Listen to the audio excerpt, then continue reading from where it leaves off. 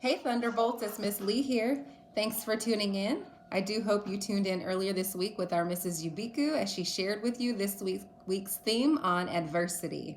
Today I want to follow up and share with you a little more on adversity. And if you remember from Mrs. Yubiku's message, an adversity is a difficult, challenging, negative experience, event, a hardship, a misfortune. Right now, we're experiencing an adversity. And for some of us, it's difficult and challenging in many areas of our lives. Let us not allow this adversity to bring us down, to break us. Let us allow it to strengthen our confidence, our resilience, and our skills to manage and overcome the things that don't go in our favor or go our way. Learning to address and deal with adversities create resilience to overcome it. There are some things we can do when faced with difficult, challenging experiences, with adversities. We can first believe in yourself. Believe in your strength to overcome and to do anything. We can use our positive thinking. Last week, our theme was a positive stance, and we talked about reframing our thoughts and our thinking. When we respond to a negative experience in a positive way, positive results tend to unfold. We can also ask for help. Reach out and connect with positive people. Reach out to your family, a caretaker. Reach out to your teacher, to Miss Lee. Reach out and ask for help. We can also create a plan. We want to be problem solvers. Let's brainstorm and think of ways that we can problem solve the adversity that we're facing. Next, we can also, one of the most important ones is have an attitude of gratitude. Think about the things that we're grateful for during this time. Think about the things that you're thankful for, that you're grateful for. Seeing everything as a gift in this time. Having an attitude of gratitude helps us to cope, helps us to get through it, and helps to give us hope.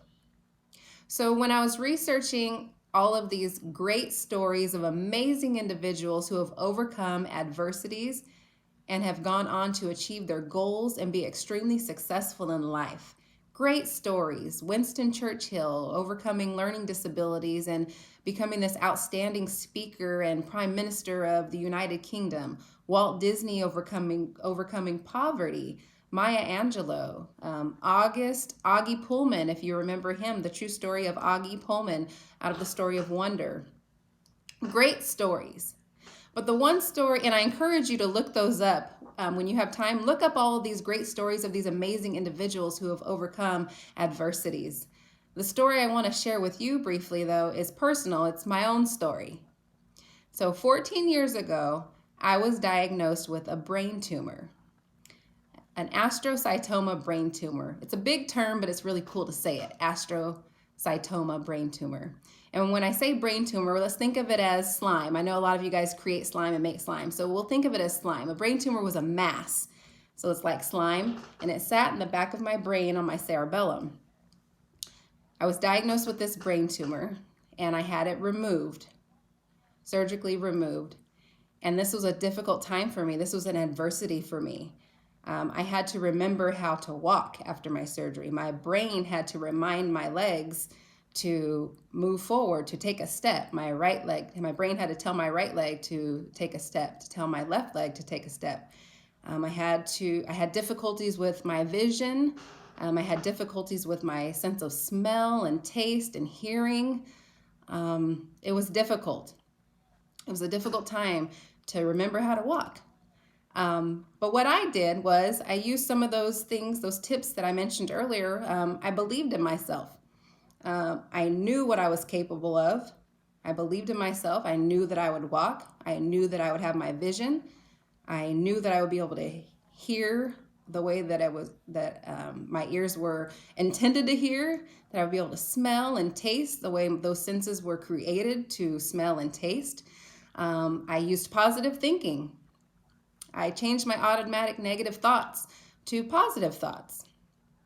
I wasn't going to allow myself to sit there and dwell in laying in a hospital bed. I was going to tell myself, I'm going to get up, I'm going to walk again.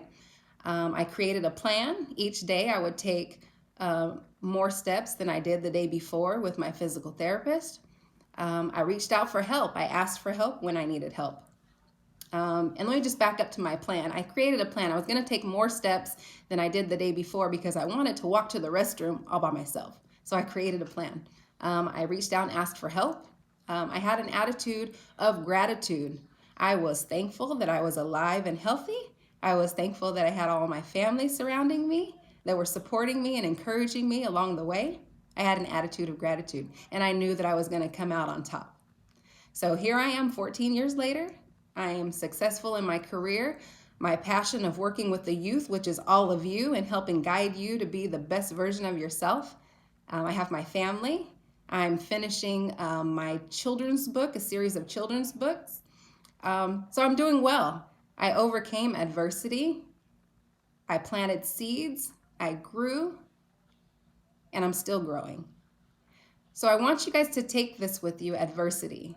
Remember to believe in yourself, use your positive thinking, ask for help, create a plan, problem solve, and have an attitude of gratitude.